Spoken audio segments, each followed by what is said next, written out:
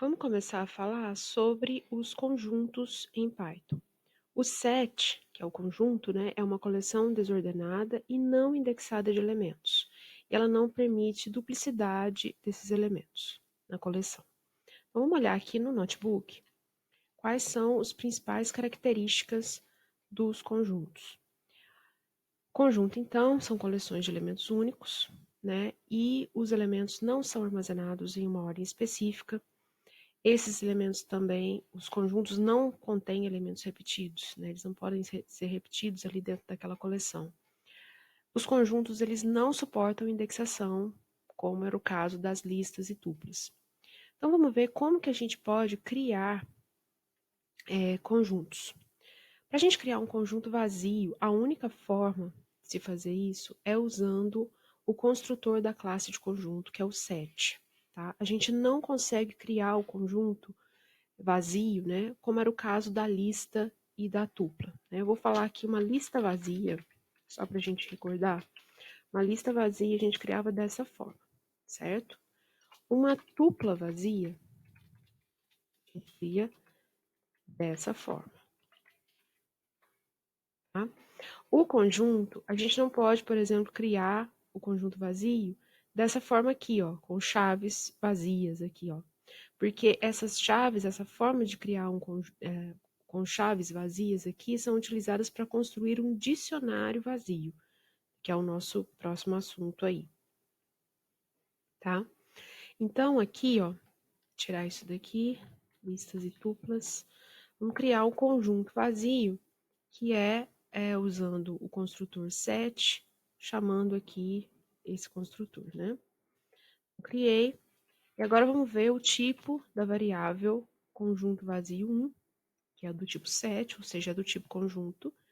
E a conjunto vazio 2, que a gente criou da outra forma lá, ó, vocês vão ver que ele não é um conjunto, ele é um dicionário. Tá?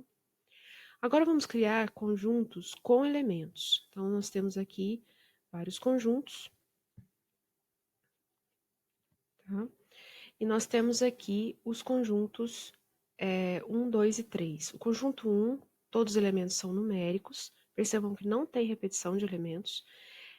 Aí sim, quando você cria conjunto já com elemento, aí você pode usar as chaves. Tá? Os elementos são separados por vírgula também. Conjunto 2 é um conjunto de letras, né? Todas separadas por vírgula aqui. E o conjunto 3 são elementos diversos. Tem um string, tem um inteiro e tem um número real. Tá? Vamos criar aqui, e aqui ele imprimiu para nós o conjunto 3.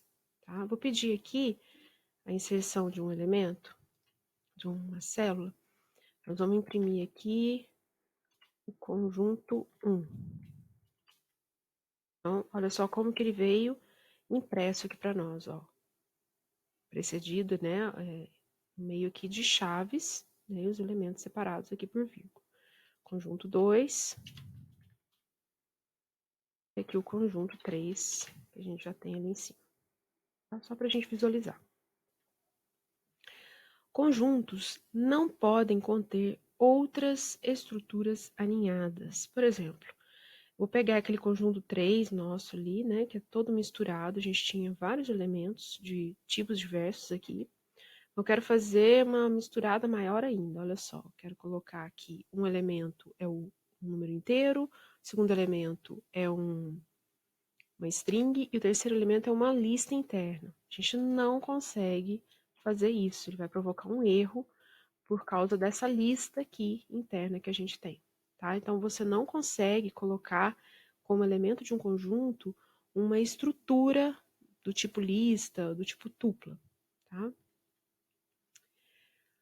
Como acessar elementos de um conjunto? Os conjuntos, eles não suportam indexação. Então, como que a gente pode percorrer, por exemplo, os elementos desse conjunto? Nós vamos precisar do comando for para acessar os elementos de um conjunto. Tá? Então, aqui o nosso conjunto 1, eu vou inserir uma célula antes aqui,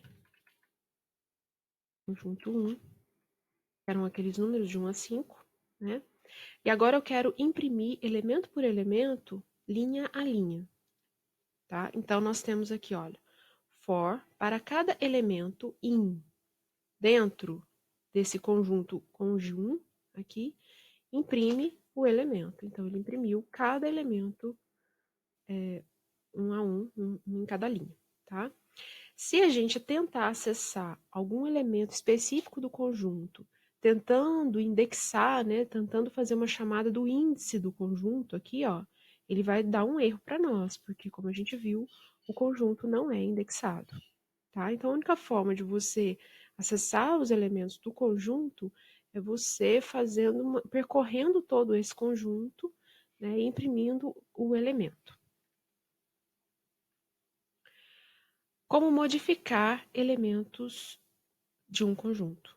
Não existe uma maneira de modificar elementos em um conjunto. O que pode ser feito é a exclusão de um elemento, seguida de inserção de outro elemento.